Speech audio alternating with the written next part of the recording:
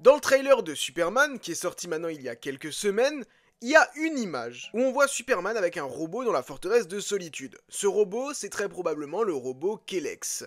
Et ce robot, si on regarde bien, visiblement il reflète quelque chose. Et là, il y a tout le monde qui voit un personnage dans le reflet du casque, c'est le personnage de Supergirl, Kara Zor-El, qui est donc incarnée ici par Millie Alcock dans ce DCU de James Gunn. Est-ce que je vois Supergirl? Oui, peut-être que je la vois. Est-ce que c'est de la pareidolie? Oui, c'est pas impossible non plus. Le tournage de Supergirl vient tout juste de commencer, le film Supergirl Woman of Tomorrow, qui comme dit mettra Millie Alcock dans le rôle titre, et on aura même la présence de Jason Momoa en Lobo pour un petit rôle. Et bien là-dessus, on a eu des nouvelles. Mais avant tout, bande de petits curieux, je vous invite à vous abonner à cette chaîne. Vous êtes très nombreux à regarder les vidéos sans être abonnés. Abonnez-vous, ça me soutient et ça me fait vraiment plaisir. Vous pouvez également laisser un pouce et activer la cloche pour ne pas manquer les prochaines sorties à venir. Et dites-moi dans les commentaires si vous attendez le film Supergirl Woman of Tomorrow ou non. Du coup, Jason Momoa aura bel et bien le rôle de Lobo dans ce film Supergirl Woman of Tomorrow. Cependant, selon Daniel RPK, il s'agira là d'un tout petit rôle. En gros, enfin d'un tout petit rôle, un petit rôle. Il sera pas une des figures centrales du film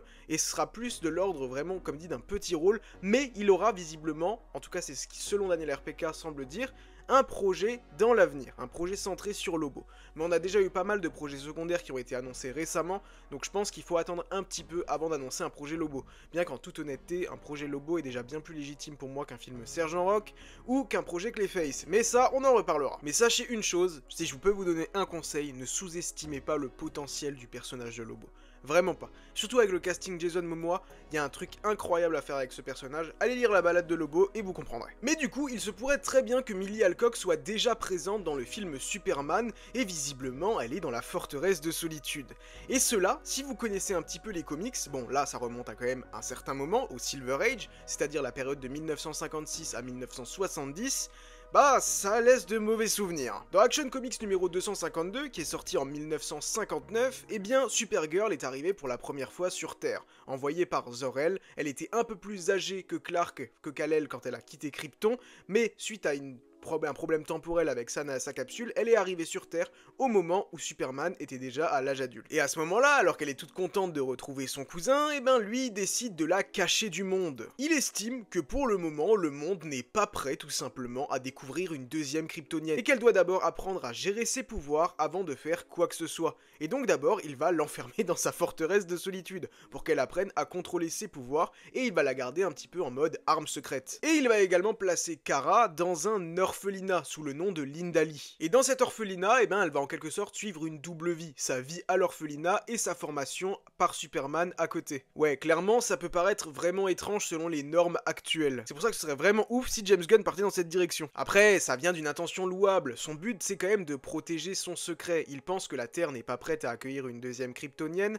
et que si elle n'est pas prête à se défendre, eh bien que par rapport aux ennemis de Krypton ou aux ennemis de la Terre, ça ne le fera pas. Et il veut éviter qu'elle ait trop de pression. Comme dit, elle est arrivée déjà à un âge où elle était un peu plus mûre et donc il lui faut du temps pour s'adapter à la Terre et à ses nouvelles normes, mais surtout à ses nouvelles responsabilités en tant que Supergirl. Mais en tant que Linda Lee dans cet orphelinat, Kara va avoir plein d'aventures super cool. Déjà, elle va être confrontée à plusieurs défis, elle va devoir garder ses pouvoirs secrets, aider les autres orphelins et résoudre des problèmes qui sont liés à sa double identité. Évidemment, subtilement, elle va utiliser ses pouvoirs pour améliorer la vie des autres orphelins. Mais comme dit, aujourd'hui c'est quelque chose qui ne passerait vraiment pas. C'est le Silver Age. À savoir que dans le Silver Age, c'était très paternaliste.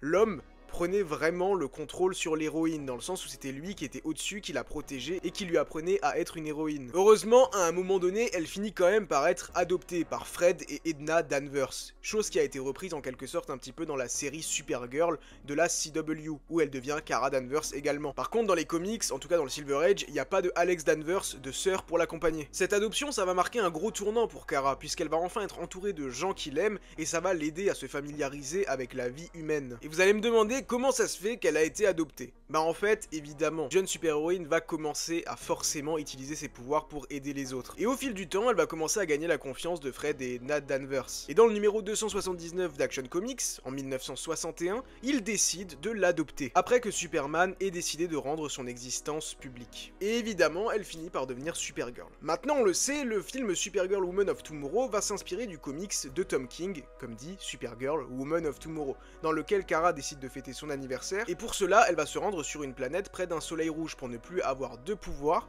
et tout simplement elle va décider de boire de l'alcool et de se bourrer la gueule. C'est son anniversaire, elle se fait plaisir, mais c'est aussi parce qu'elle déprime un petit peu en se rappelant évidemment sa vie kryptonienne. Là où vous aurez une très grosse différence dans le DCU, c'est que Superman lui sera mi-kryptonien, mi-humain. Sa physiologie sera 100% kryptonienne, mais il aura ce côté humain puisqu'il est arrivé sur Terre et a grandi en tant qu'être humain, là où Kara est arrivé plus tard et a connu la vie sur Krypton. Maintenant évidemment il va y avoir des modifications dans ce film, par exemple Lobo il est pas présent dans le comic Supergirl Woman of Tomorrow, il avait été envisagé qu'il soit présent mais finalement la chose a été abandonnée à l'époque. Mais en tout cas ouais, il y a très forte chance que Millie Alcock apparaisse déjà dans le film Superman qui sortira cet été, mais j'ai vraiment hâte de voir où est-ce qu'elle est pendant tout ce temps.